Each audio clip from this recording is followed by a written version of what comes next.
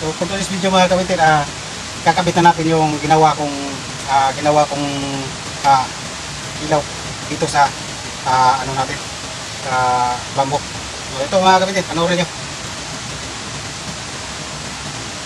Una dito, ilalagay tayo ng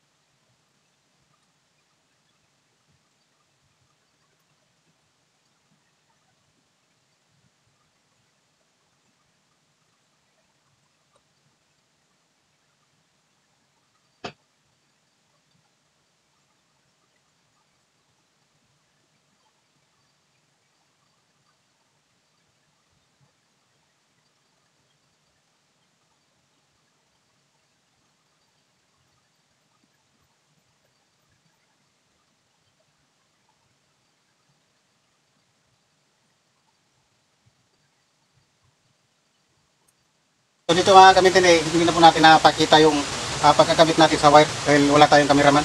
So ito na po, nakabit na po siya. So ito, tingnan natin kasi switch natin to. So ito ang switch nya. So ito na po siya mga kamitin, ilaw na po siya. So yan po ang ginawa nating ilaw with bamboo. So yan po mga kamitin. So sa mga wala pang alam sa pagwa-wire, so huwag nyo sanang gagayahin ito. Alamin nyo na bago nyo subukang gumawa ng mga ganitong electrical.